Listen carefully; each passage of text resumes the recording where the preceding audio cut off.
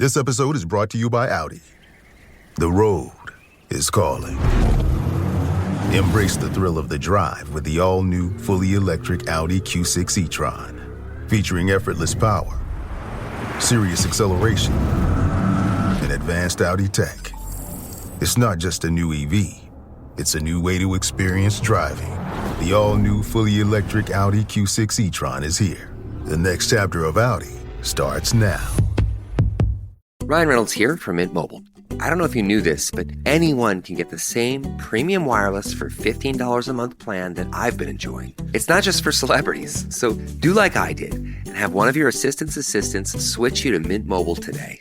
I'm told it's super easy to do at mintmobile.com/switch. Upfront payment of $45 for 3-month plan, equivalent to $15 per month required. Intro rate first 3 months only, then full price plan options available. Taxes and fees extra. See full terms at mintmobile.com.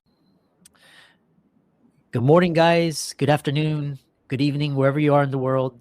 I've got a fantastic guest for us today, Staacy Cannon, and she's actually got a fascinating story. She describes herself as living midlife lit up, and she's got a journey around supporting midlife women, especially a lot of people in the audience, doctors, lawyers experiencing burnout, major life changes, perimenopause, divorce, career changes, empty nest. And she's actually done a lot of things. She's been very successful in the world of startups, entrepreneurship, and she's here to add value and help people look at the bigger picture and slow down.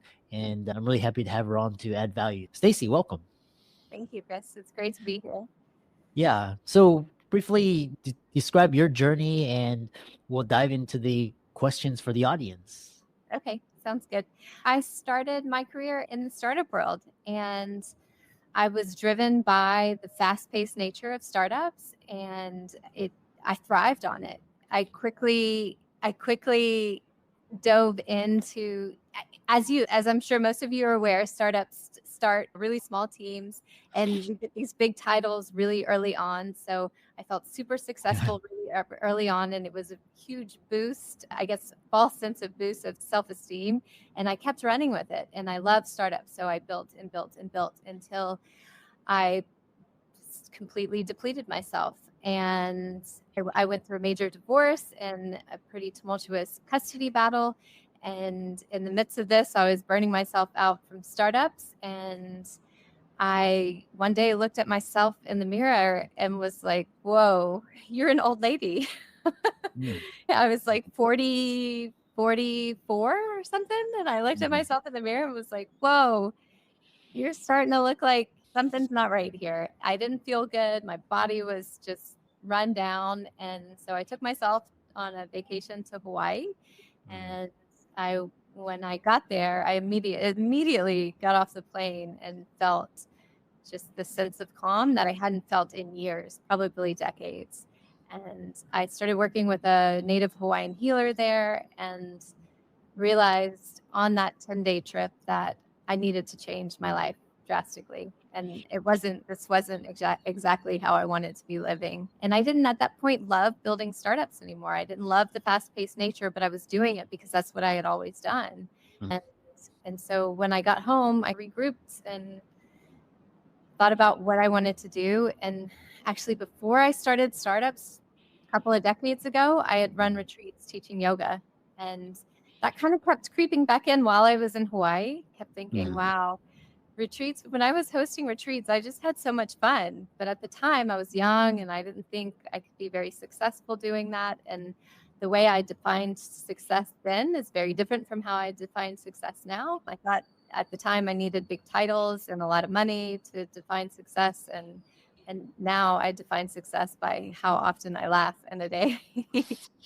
And I love my life now. So yeah, that trip was monumental for me. After that was at the end of 2019, and then COVID hit in 2020, and I really had to decide what I wanted to do then.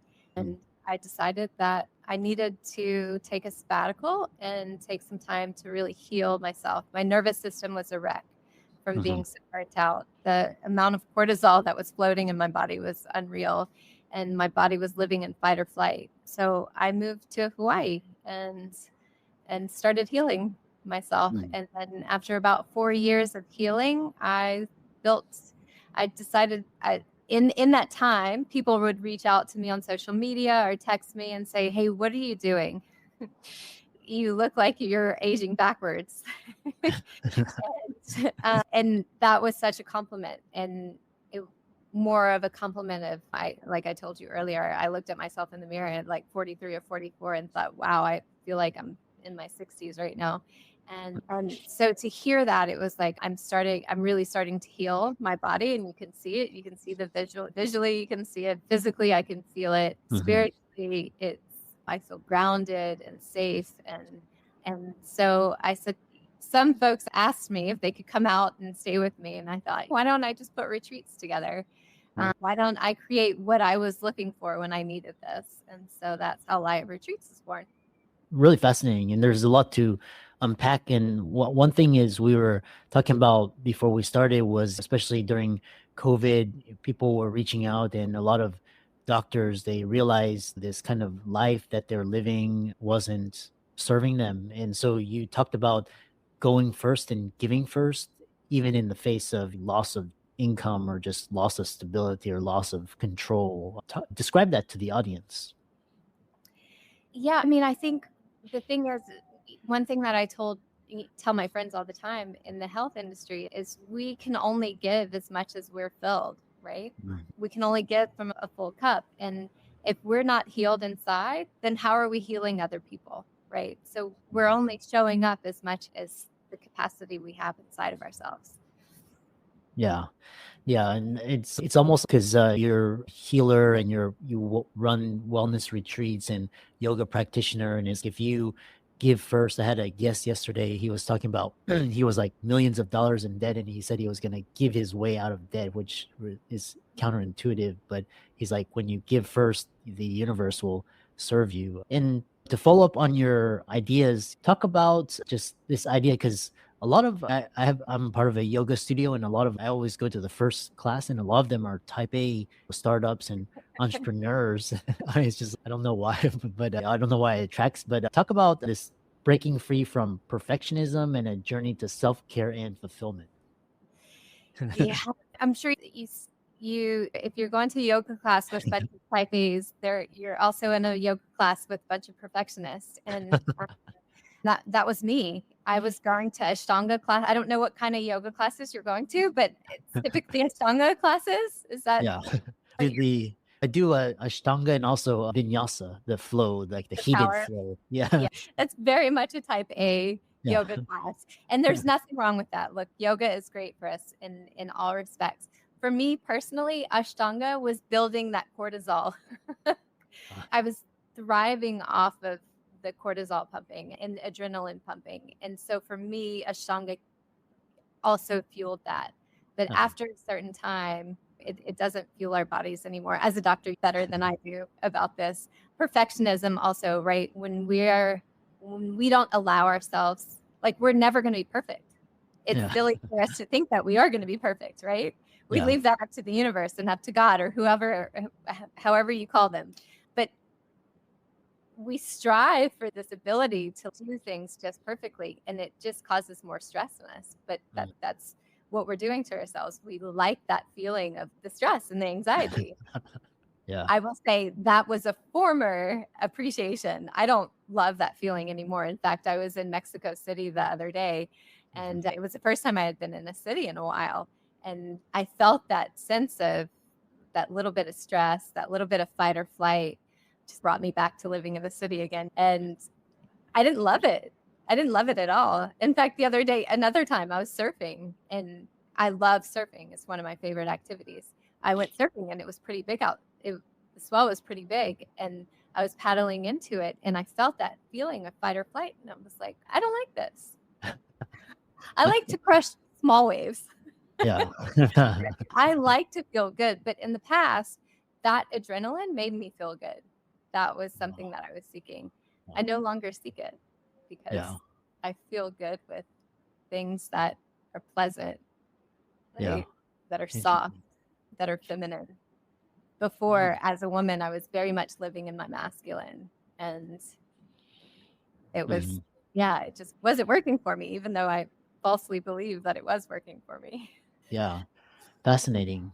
And do you believe, do you believe that we've got it all wrong? Silicon Valley and startups and raising venture capital, becoming a billionaire. Do you think we have it all wrong, or do we need these? Because we've seen some of the greatest innovations in the last several years, and it's getting faster and faster. So how do you reconcile this need to innovate and create and versus chasing the wrong dreams? I love this question. This is really fascinating. And for just to think through what you're asking right now is one of the startups that I was building. It was something that was very near and dear to my heart. It was something I founded, was a company called Grok and Banter. And we built AI technology using computer vision to measure the effectiveness of out-of-home advertising. And the system that we built eventually measured people's emotions. It was fascinating technology, right? Mm-hmm. Oh yeah, AI is really innovating and it's growing and it's already here and it's just changing exponentially. Yeah, and so I started building that in 2014. Wow. Years ago, right? Yeah. We're early for its time. But you asked me that question now today, and what my honest answer is, I think it's unnecessary. I love my simple life. I love Yeah. living in the country. I love that I can walk outside of my lanai in Hawaii and there's goats and pigs running around. Yeah. It's just a simple life and it feels really good. It's nourishing to my heart and to my soul. And Yeah. I on Sundays, I pick up my phone. My partner and I were actually discussing whether we needed 2 phones or just 1 phone. And that's where I'm at in life right now. Like I keep my computer for these kinds of things, but other than that, I don't want to touch technology. Yeah. Yeah, I love that. Yeah, I've recently implemented boundaries with technology, not responding to emails, just shutting down, going for walks, getting fresh air. And a lot of the audience are high achieving women, they're doctors, why is it so difficult for the audience to prioritize self-care, and how do you help them understand that and break that cycle? Repeat your first question again, because Well, I got stuck on the second one because I love answering the second one. But oh, the first question, why is it so difficult for high achieving women to prioritize self-care? we do it all, right? We grew up in a Mhm. time where we wanted to be able to we wanted to be seen like men were seen, right? We Mhm. wanted to do it all. And when we do it all, there's no time for self-care, right? Mhm. And there's also, I see it a lot. I felt it with myself and I see it a lot with the women who come into the retreats is it's easier for us to abandon ourselves, right? Than to and prioritize other family needs, work needs rather than ourselves. And Mhm. so one of the things that we do in the retreats to break that habit it's the idea of dating yourself so that you fall in love with yourself, so you stop abandoning yourself, and so that Mhm. you prioritize self-care. And when we prioritize self-care, we're filled up inside. We can give from a place that's where we're full. And when we give from a place where we're full, we give so much more and we're so much more creative. And there's heart behind it. It's not just the memorization of, I'm not in the physician's world, so I don't want to speak on that specifically, but we give Mhm. from a full cup and we can show up and be present. Yeah. And the biggest key to that is we're no longer abandoning ourselves, which is huge. Yeah. It's really interesting. This kind of the previous, we were talking about balancing and or doing things for the wrong reasons. And so what I really love is you help clients with your wellness retreats. And so the clients that, sign up and come to you, what do you see the most common challenges your clients face, and how do you help address those during the retreats? It's overload, right? They're burnt out. Their systems on overload and they don't feel like there's a way to come back from that. And one, like I said, stepping off of the plane in Hawaii, the mana, the magic is real. It just washes over their body. The retreats are 7 to 10 days, depending on which retreat you go to. And about the third day in, you can see people really sinking in and really starting to embrace the softness that's inside of them. And that we have all kinds of activities for women to date themselves. And I don't mean to do that in quotation marks, but it really is dating yourself. So the activities are anything from surfing, hiking, dancing, salsa dancing, hula dancing. The activities are all around very feminine activities. And it just helps us step into that softness that's within us. The perfectionism and all of that makes us very hard, and it makes us I guess I should say it helps us really embrace our masculine qualities. We all have masculine and feminine qualities, right?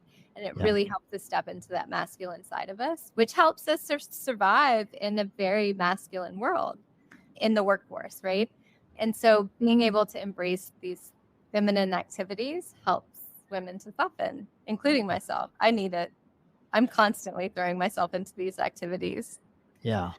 Fascinating. Yeah. Because I lived in Honolulu for 3 years, and I described this feeling because moving back to the States, I lived there for 3 years and experienced the same descriptions that you're describing. And I land in Los Angeles, and all of a sudden I get off at LAX, and all of a sudden this wave of anxious energy just pours in, and I can feel my heart just start palpitating. I'm like, oh my God, I'm back in the States. This rat race. But fascinating. And people that resonated with your story and your journey, how can they connect with you, learn from you, check out your retreats, etc.? Yeah, thank you. Laia, Laia, retreats, RETREATS.com. You can tell I'm at the beach right now. Yeah. Or on Instagram at Laia, LAIA_retreats. Yeah. Excellent. Yeah. Thanks so much. And I love your passion and your energy, and you can feel your vitality coming through, and keep up the great work. Thanks so much, Chris. I appreciate you having me.